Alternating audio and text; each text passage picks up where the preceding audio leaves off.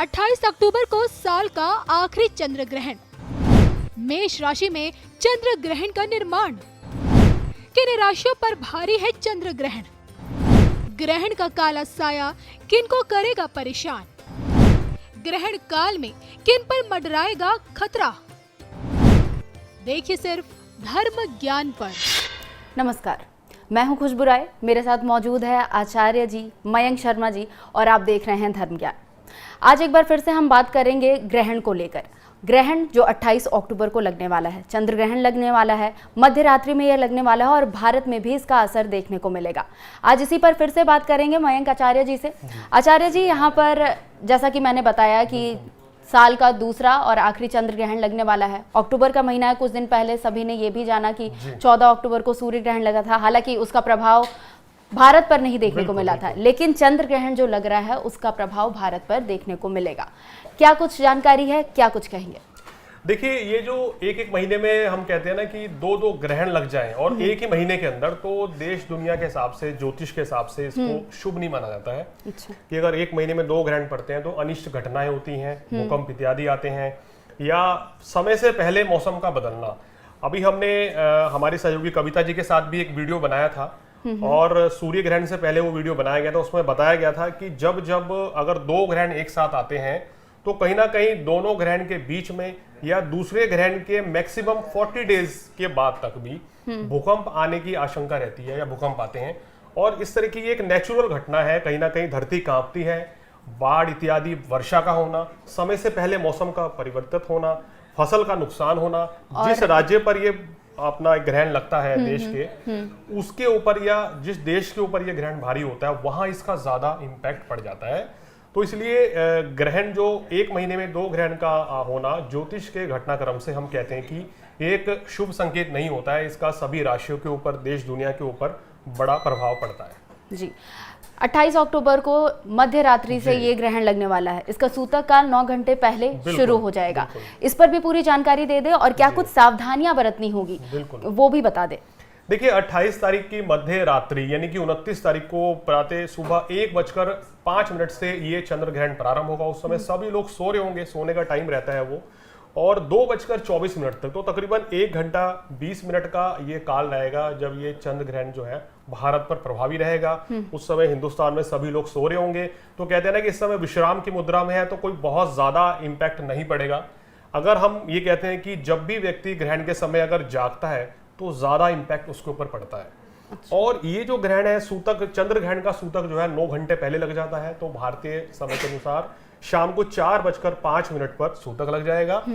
और इस दिन से कोई भी शुभ कार्य जो है वर्जित रहेंगे और आप इस दौरान पूजा पाठ भी नहीं कर सकते हैं। सूतक के दौरान मंदिर के कपाट अपने घर के भी बंद रखें और मंदिर बाहर भी सभी बंद रहेंगे इस दौरान। इनकी पूजा पाठ निषिद्ध हो जाता है। आपको मन में आप कुछ भी जाप करना चाहें तो कर सकते हैं, लेकिन मंदिर में जाप इत्यादि नहीं आपको करना चाहिए। इस चीज का ध्यान रखना चाहिए। तो ये सूतक का काल है और ये ग्रहण का समय रहेगा। सिर्फ पूजा पाठ ही निषेध रहेगा सूतक काल में, या फिर जैसे हमने देखा है खान पान भी कई जगह, कई लोगों से सुनते हैं कि इस वक्त खाना नहीं खाना चाहिए, कुछ कपड़ों को फाड़ना नहीं चाहिए या काटना नहीं चाहिए। तो ये सारी चीजें दौरान होता क्या है, जनरली हम ये सलाह देते हैं कि जैसे आजकल बड़ा मुश्किल है खुशबू जी, हाँ जी, बिल्कुल बिल्कुल। अगर आप किसी ऑफिस में काम कर रहे हैं, आप ट्रैवलिंग कर रहे हैं और सूर्य ग्रहण पड़ जाए, चंद्र ग्रहण पड़ जाए, तो सभी लोगों के लिए संभव नहीं है। या कोई व्यक्ति बुजुर्ग है, बीमार है, कि भाई वो लोग प्रिकॉशन ले लें। लेकिन अगर संभव हो सकता है, क्योंकि इस बार तो देखिए चंद्र ग्रहण मध्य रात्रि में है, तो ये तकरीबन सबके सोने का ही समय है जी। लेकिन जब भी कोई ग्रहण पड़ता है, सूर्य ग्रहण और चंद्र ग्रहण, तो उस दौरान स्नान नहीं करना चाहिए। और उस दौरान आप कोशिश करें कि कैंची का, लोहे का ऐसे कुछ जमीन खोदना, इस तरह का कुछ भी काम ना करें। सिलाई इत्यादि का काम नहीं इस समय करना चाहिए। और सबसे ये सिर्फ ग्रहण के दौरान है या फिर ग्रहण के दौरान ये सूतक काल में ये सारी चीजें सूतक काल से ही शुरू हो जाती है। और जो गर्भवती महिलाएं हैं उनको विशेष सावधान रहना चाहिए। उनको हम सलाह भी देते हैं कि सूर्य ग्रहण हो या चंद्र ग्रहण तो बाहर नहीं निकलना चाहिए और उनको जमीन पर ही चटाई बिछाकर विश्राम करना चाहिए। और मन मन में ही, अगर सूर्य ग्रहण है तो सूर्य के बीज मंत्र का जाप करें, चंद्र ग्रहण हो तो चंद्रमा के बीज मंत्र का जाप करें। अब ये रात को ग्रहण पड़ रहा है तो इसलिए कोई, इस समय सभी लोग सो रहे होंगे, लेकिन जो लोग ऑफिस में काम कर रहे हैं, जिनको रास्ते में जाना है, तो उन लोगों के ऊपर कोई ऐसा प्रिकॉशन नहीं होता, क्योंकि सभी के लिए ये करना बहुत मुश्किल है। लेकिन आमतौर पर ऐसी धारणा है, शास्त्रों में कहा गया कि ग्रहण के दौरान पर्टिकुलर जिस समय ग्रहण रहता है आपको खाने पीने से बचना चाहिए। उस दौरान अगर आप कुछ भी ना खाएं पिए और योग का सहारा लें तो बहुत अच्छा रहता है, क्योंकि ग्रहण जिस समय प्रभावी रहता है सभी व्यक्तियों को स्ट्रेस रहता है। 12 की 12 राशियों को मानसिक तनाव बहुत ज्यादा रहता है, मन में चिंता घबराहट रहती है, वाद विवाद होने की आशंका रहती है, या कुछ अनिष्ट होने का डर रहता है, दुर्घटना होने के आशंका बनती है। तो इसलिए उस समय कहा जाता है कि आप जहां पर भी हो कोशिश करें कि अगर संभव हो तो वहीं बैठें और योग का सहारा लें, यहाँ वाणी पर संयम रखें। बिल्कुल, यहाँ आपने बताया कि 28 अक्टूबर की रात, मतलब समझ ले तो 29 अक्टूबर शुरुआत हो जाएगी 12 बजे से, जो 29 अक्टूबर शुरुआत होती है। 1:05 से ये ग्रहण लगेगा 2:24 तक। उस वक्त तो जैसा हम सब जानते हैं कि आम लोग सो रहे होंगे। सुबह उठने के बाद सबसे पहले क्या करना है? देखिए, सुबह उठने के बाद आप कोशिश करें कि भोर काल में ब्रह्म मुहूर्त में उठें, यानी कि सुबह 3 बजे के बाद। आप 4 बजे 5 बजे उठकर जो लोग डेली उठते भी हैं और स्नान करते हैं, तो सभी लोग कोशिश करें अगर संभव हो आपके लिए तो सुबह जल्दी उठ के स्नान करें और उसके बाद अपने मंदिर को खोल दीजिए।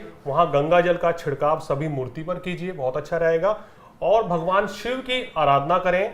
ओम नमः शिवाय, ओम चंद्राय नमः, ओम सोमाय नमः, या अगर आप कुछ भी नहीं कर सकते तो ओम नमः शिवाय का जाप करें मंदिर में बैठ के, बहुत ही अच्छा रहेगा। और इसको करने से आपको मानसिक तनाव से मुक्ति मिलेगी और किसी भी तरह की कोई अनिष्ट होने की आशंका जो है वो ना के बराबर रहेगी।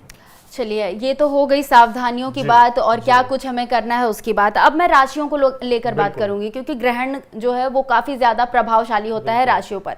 किस राशि में प्रभाव पड़ने वाला है? देखिए, मेष राशि के ऊपर ये ग्रहण लग रहा है और अश्विनी नक्षत्र, यानी कि आपका अश्विनी नक्षत्र है और मेष राशि है, तो सबसे ज्यादा भाई आप ही को सावधान रहना पड़ेगा, क्योंकि आपके साथ ज्यादा कुछ परेशानी रह सकती है और राशियों के मुकाबले। आपको इस समय ज्यादा स्ट्रेस रहेगा, किसी से वाद विवाद हो सकता है, जीवन साथी का स्वास्थ्य भी कुछ खराब इस दौरान रह सकता है। अगर आप नौकरी करते हैं, बिजनेस करते हैं, तो वहां भी आपको आने वाले समय में थोड़ा सा उतार चढ़ाव का सामना करना पड़ सकता है। तो इस खासकर पर्टिकुलर जो है ग्रहण से 2 दिन पहले, यानी कि 26 तारीख की रात से लेके और 29 तारीख तक आप कोई भी शुभ कार्य टालने का प्रयास करें। कोई बड़ी डील करनी है, अगर संभव हो तो इस समय टाल दें आने वाले कुछ दिनों के लिए, तो आपके लिए बहुत अच्छा रहेगा। क्योंकि ग्रहण से पहले और ग्रहण के तुरंत अगले दिन हम कहते हैं कि कोई भी हमें शुभ कार्य नहीं करना चाहिए। तो मेष राशि के ऊपर ये थोड़ा सा भारी है। अगर ग्रहण काल के बाद आप भोलेनाथ की आराधना करें, शिवलिंग पर कच्चा दूध और शहद चढ़ाएंगे तो परेशानियों से छुटकारा मिलेगा। लेकिन अभी कुछ समय तक मेष राशि वालों को मानसिक तनाव जरूर रहेगा। चलिए, ये तो मेष राशि की बात हो गई। इसके अलावा वो कौन कौन से राशियां हैं जिस पर ये ग्रहण भारी रहेगा, मतलब प्रभाव डालेगा? जी देखिए, इसके अलावा क्योंकि आपने पहले भी बताया कि जो ग्रहण है वो लाभ भी पहुंचाता है और हानि भी। लाभ को लेकर हमने बात कर ली, अब हम हानि को लेकर बात कर रहे हैं कि किन किन राशियों को हानि पहुंच सकती है और क्या कुछ उन्हें करना चाहिए जिससे ये हानि ना हो। बिल्कुल, देखिए अगली राशि है, पहली राशि मेष हो गई है, दूसरी राशि है वृषभ राशि, जिनके 12वें भाव में ग्रहण पड़ रहा है। यानी कि खर्च का भाव 12वां होता है, खर्च का, परेशानी का, बीमारी का या शत्रु बाधा का। तो इस तरह की दिक्कतें थोड़ी सी आपके साथ आने वाले समय में बढ़ सकती हैं। और खासकर ये जो नवंबर का महीना है, इसमें आपको पूरी तरीके से सावधान रहना है, अपनी सेहत का ध्यान रखना है, किसी से वाद विवाद नहीं करना है और कोई भी नए काम की शुरुआत कोशिश करें आप दीपावली पर्व से पहले ना करें, उसके बाद में कर लेंगे तो आपके लिए बहुत अच्छा रहेगा। क्योंकि इस समय सूर्य भी नीच का है, तो ये आपके लिए भी अच्छी बात नहीं है। तो वृषभ राशि वाले थोड़ा सा सावधानी पूर्वक चलें, अपनी सेहत का ध्यान रखें। काम कारोबार में उतार चढ़ाव रह सकता है तो घबराइए मत, ये कुछ समय की बात है, चीजों में सुधार होगा और अपनी सेहत का ध्यान रखें। अगली राशि आती है कन्या राशि। कन्या राशि वालों को भी बहुत सावधान रहना पड़ेगा, क्योंकि आपकी राशि से अष्टम भाव में ग्रहण पड़ रहा है। और ज्योतिष में कहते हैं खुशबू जी, अगर अष्टम भाव में चंद्रमा जब भी गोचर में आता है या ग्रहण पड़ता है तो ये हमारे लिए अच्छा नहीं माना जाता है। सबसे बड़ी दिक्कत क्या रहती है कि सेहत संबंधी परेशानी बढ़ सकती है। बिजनेस अगर आप कर रहे हैं तो उसमें कहीं गलत जगह निवेश कर सकते हैं, धन हानि हो सकती है, तो थोड़ा सा सावधानी रखनी पड़ेगी इस समय पे। कोई नई डील नहीं करनी है, खासकर ग्रहण के 2 दिन आगे पीछे विशेष सावधान रहें आप। और कार्य व्यवसाय में अभी कोई भी परिवर्तन ना करें, किसी के साथ वाद विवाद से बचें। सबसे ज्यादा इसका इफेक्ट जो है आपकी सेहत के ऊपर नेगेटिव पड़ रहा है, तो अपनी सेहत का भाई जरूर कन्या राशि वालों आप ध्यान रखें। ये 2 राशियां हो गई, वृषभ, कन्या, 3 राशि हो गई हैं जी, और एक मेष।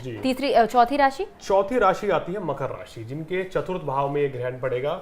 तो देखिए ये जो ग्रहण पड़ेगा आपकी माता जी की सेहत के लिए थोड़ा सा कष्टकारी रह सकता है। उनकी सेहत का ध्यान रखें, उनको खुद भी बोलें। और कहीं ना कहीं इस समय आपको यात्रा बहुत ज्यादा करनी पड़ेगी। ऐसा कुछ हो सकता है कि आप घर परिवार को समय ना दे पाए, आने वाले 1-1.5 महीने व्यस्तता बहुत रहेगी। हालांकि काम कारोबार के दृष्टिकोण से देखें तो ये समय थोड़ा सा आपके लिए मिला जुला रहेगा। खासकर अगर मैं कहूँ तो 20 नवंबर तक का समय आपके लिए थोड़ा सा सावधानी पूर्वक चलने का रहेगा इस ग्रहण के चलते। उसके बाद का समय आपके लिए बहुत अच्छा रहेगा। तो इस दौरान अगर आप जॉब चेंज करने की सोच रहे हैं तो थोड़े दिन रुक जाइए, या अगर आपके कार्यस्थल पर कोई परेशानी आ रही है तो वहां समझौता करने का प्रयास करें। अगर आपने वाद विवाद किया तो कहीं ना कहीं आपके अगेंस्ट भी कुछ डिसीजन लिए जा सकते हैं, या आपको थोड़ी परेशानी का सामना भी करना पड़ सकता है। खुद की सेहत का भी ध्यान रखें मकर राशि वालों, तो आपके लिए अच्छा रहेगा, क्योंकि 4 नवंबर तक शनिदेव भी वक्री हैं जो आपकी राशि के स्वामी हैं। तो 4 नवंबर तक आपकी सेहत के लिए भी समय ठीक नहीं है, और किसी भी कार्य में एक्सपेंडेशन के लिए या परिवर्तन से भी आपको थोड़ा बचना चाहिए। तो ये 4 राशि अभी तक हमारी हो गई है। 5वीं राशि है जिसको इस समय पे विशेष सावधान रहना चाहिए, वो है मीन राशि। अंतिम राशि है मीन राशि वालों को इस समय क्या करना चाहिए, क्योंकि आपके देखिए दूसरे भाव में ये ग्रहण पड़ रहा है, कुटुंब के भाव में, धन के भाव में। तो इस ग्रहण के चलते आपके घर परिवार में किसी से वाद विवाद संभव है। भाई बहन के साथ किसी तरह का वाद विवाद हो सकता है। ससुराल पक्ष में रिश्ते खराब होने से बचाएं, यानी कि इस समय राहु चंद्रमा बृहस्पति दूसरे भाव में रहेंगे। तो आप किसी को पैसा उधार मत दीजिए, कहीं भी इन्वेस्ट मत करें, तो आपके लिए अच्छा रहेगा। सेहत का ध्यान रखें, और सबसे बड़ी बात है कि वाणी पर अपने संयम रखें, क्योंकि इस समय संबंध खराब हो सकते हैं, खासकर आपकी कटु वचन के चलते। तो सोच समझकर बोलें, आपके लिए ये चीजें अच्छी रहेंगी। तो हमने देखा तो 10 राशियां हो चुकी हैं, लेकिन 2 ऐसी राशि जो बची हैं खुशबू जी, जिनके लिए ये ग्रहण सामान्य रहेगा, यानी कि कोई खास इंपैक्ट नहीं पड़ेगा, ना बहुत ज्यादा अच्छा है ना बहुत ज्यादा बुरा है। वो है सिंह राशि और धनु राशि। सिंह राशि वालों को बता दें कि आपके इस ग्रहण के चलते भाग्य वृद्धि आपकी होगी, आपके पिताजी का स्वास्थ्य अच्छा रहेगा, मित्रों के साथ संबंध अच्छे होंगे, लेकिन कार्यस्थल पर थोड़ी सी परेशानी का सामना करना पड़ सकता है जिस तरह की ग्रह स्थिति है। तो कार्यस्थल पर कोई भी लापरवाही ना करें, समय से दफ्तर जाएं और अपने काम को सही समय पे करें, अन्यथा तो आपको परेशानी का सामना करना पड़ेगा। इसी तरीके से बिजनेस में थोड़ा सा उतार चढ़ाव रहेगा आपकी। अगर हम बात करें 17 नवंबर तक थोड़ा सा सावधान रहना चाहिए। अगली राशि है धनु राशि। धनु राशि वालों के लिए भी ये ग्रहण सामान्य है, यानी कि इन 2 राशि के ऊपर इस ग्रहण का कोई खास इंपैक्ट नहीं होगा। तो धनु राशि वालों के लिए ये ग्रहण अच्छा रहेगा। सामान्य तौर पर ग्रह नक्षत्र आपके ठीक रह रहे हैं, लेकिन इस दौरान आपको क्या करना है कि अपनी सेहत का थोड़ा सा ध्यान रखें, बड़े भाई की सेहत का ध्यान रखें, और अपने संबंधों को खराब होने से बचाएं। ये धनु राशि वाले अगर ध्यान रखेंगे तो आपके लिए बहुत अच्छा रहेगा। बाकी ओवर कॉन्फिडेंट होने से बचना है। धनु राशि वालों के लिए आगे का समय बहुत बढ़िया है। तो खासकर इस ग्रहण काल के दौरान आपको धन लाभ बड़ा अच्छा हो सकता है। देखिए कितनी कमाल की बात है कि धनु राशि वालों के सूर्य की स्थिति बहुत जबरदस्त है, चंद्रमा की स्थिति अच्छी है, और ग्रहण के दौरान भी और ग्रहण के बाद भी, यानी कि पूरे नवंबर में आपको खासकर 20 नवंबर तक आपको अच्छा खासा धन लाभ होगा आपके व्यापार में। लेकिन सावधानी क्या रखनी है, घमंड से बचना है, ओवर कॉन्फिडेंट नहीं होना है, और संबंधों को खराब होने से बचाएं। तो ये टोटल वो राशियां हैं जिनको ये ग्रहण जिनके लिए भारी था या और जिनके लिए सामान्य था। बिल्कुल।